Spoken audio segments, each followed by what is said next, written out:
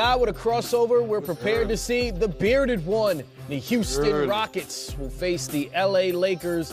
LeBron James sending that one out, but hey, the Lakers have won 4 of their last 6. That should be an interesting one.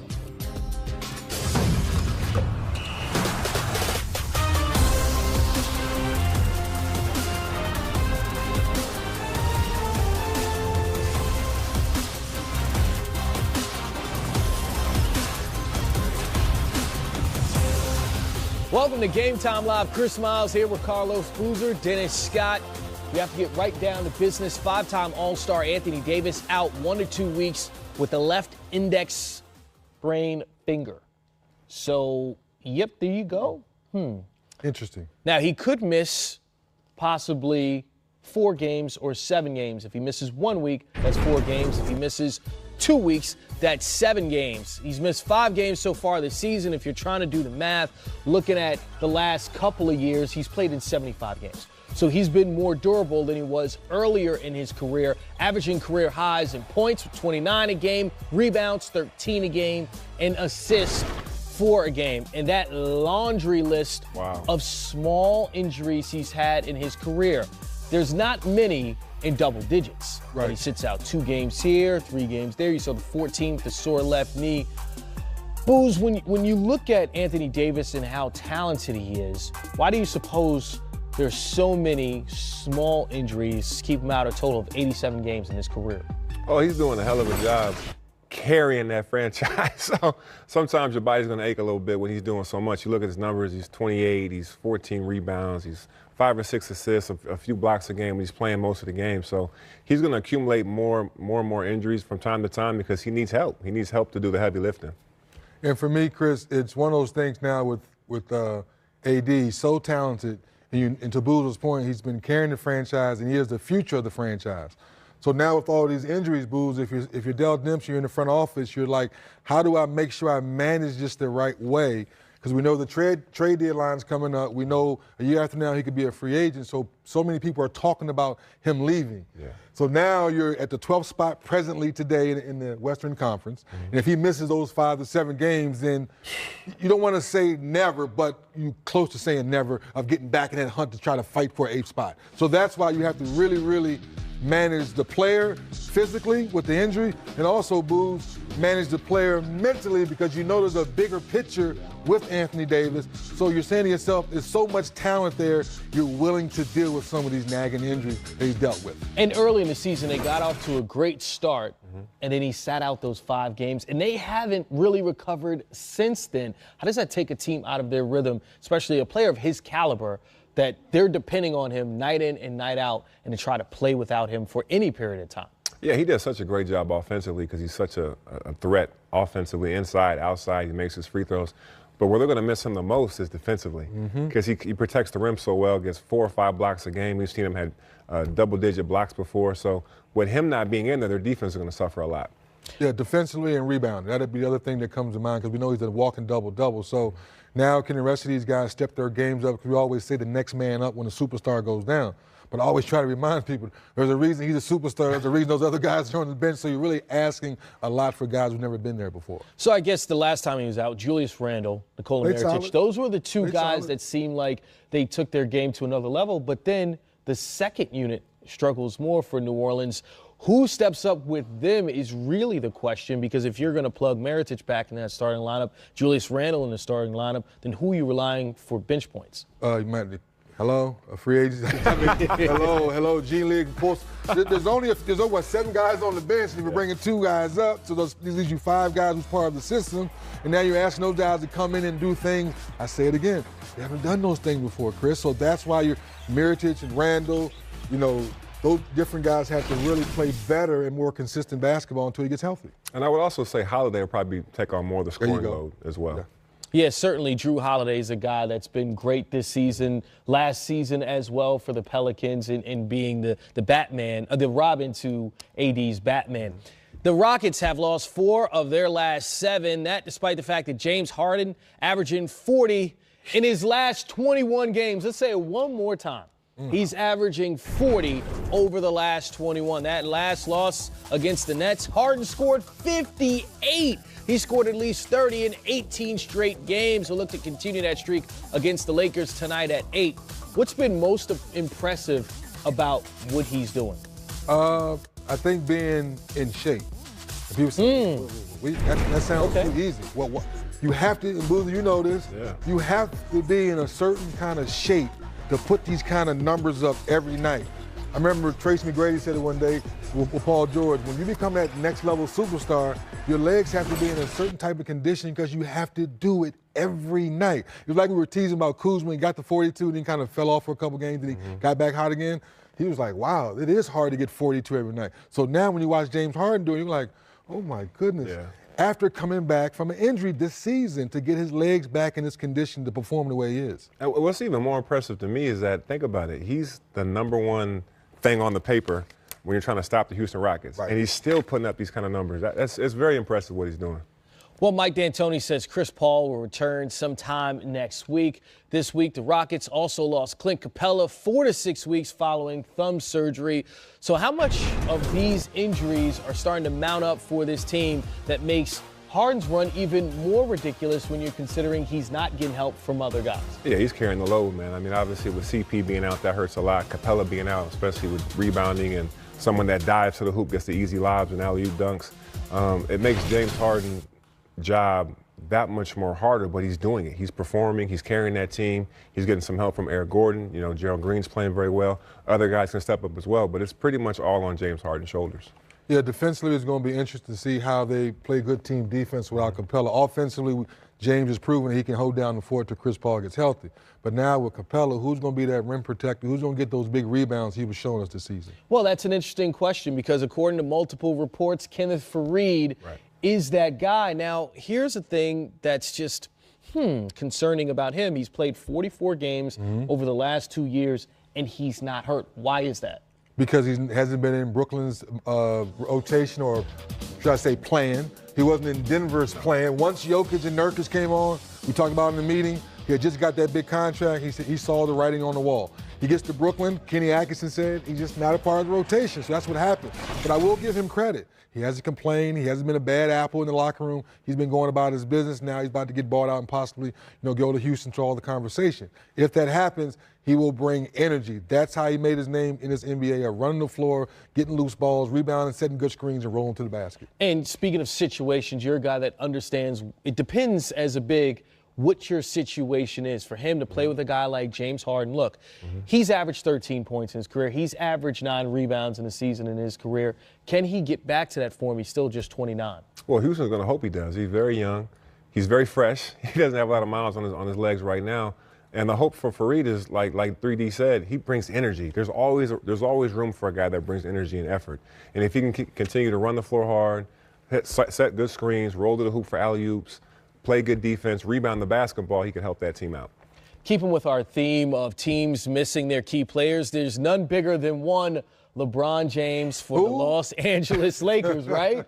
Well, they come into tonight against Houston riding a 2-game win streak. The Lakers actually 5-7 overall without LeBron now. That includes wins in 4 of their last 6.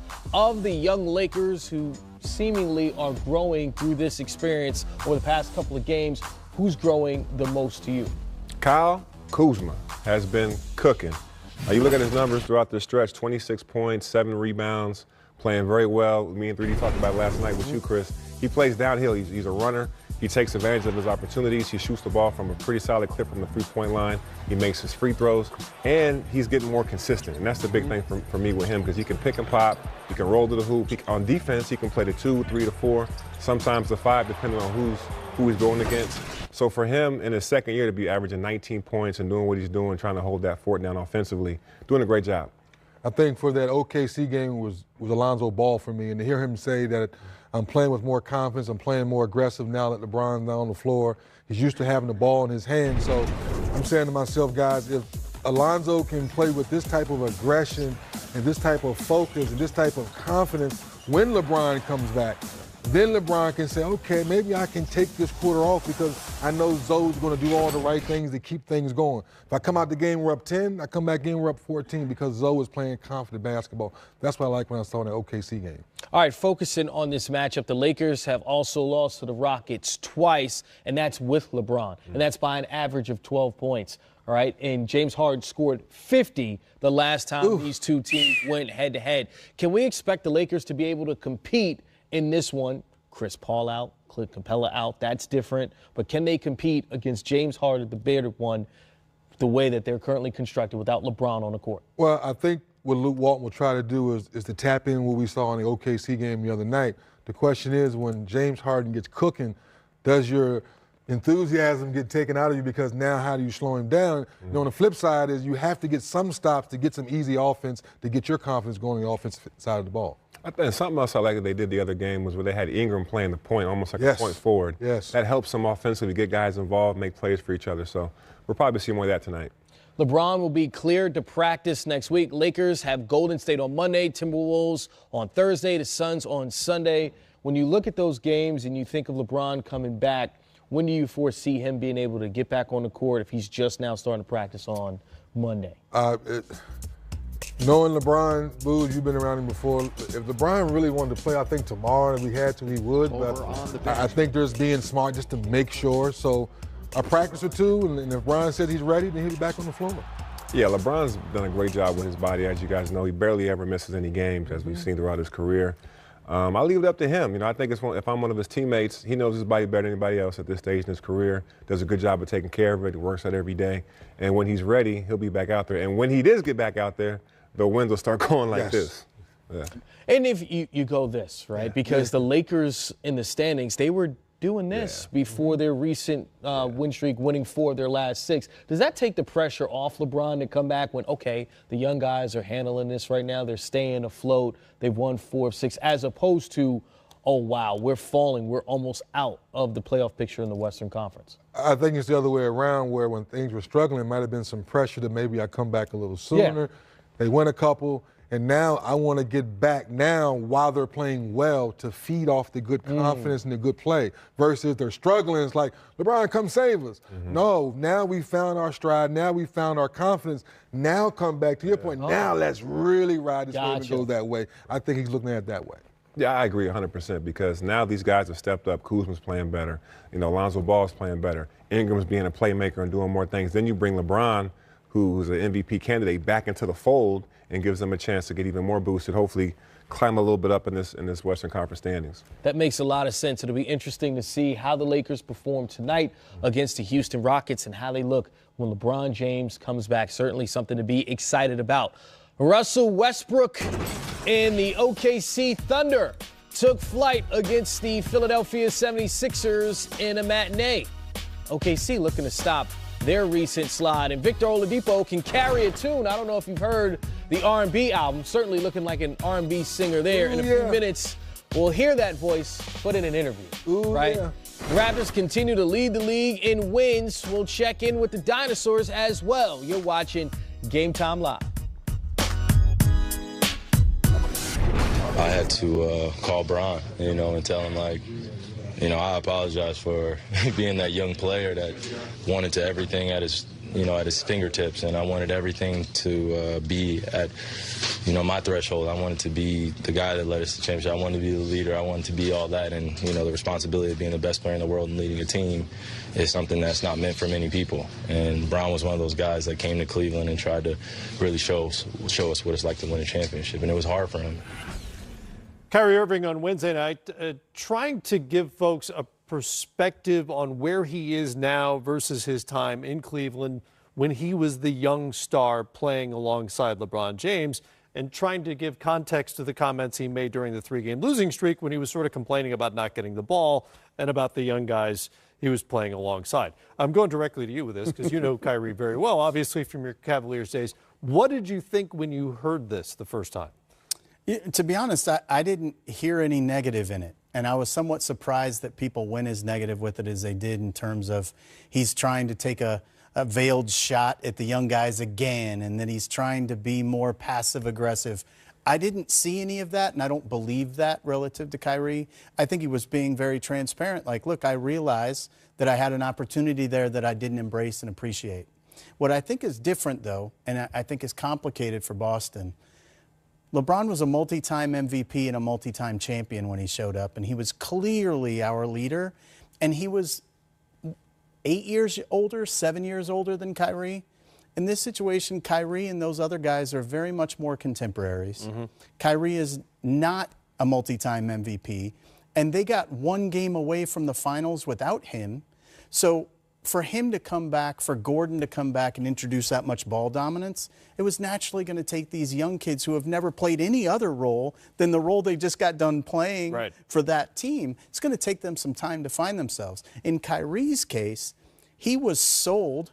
It's his team when he re-signed with us. And he recruited an entire team of free agents that all wanted to come.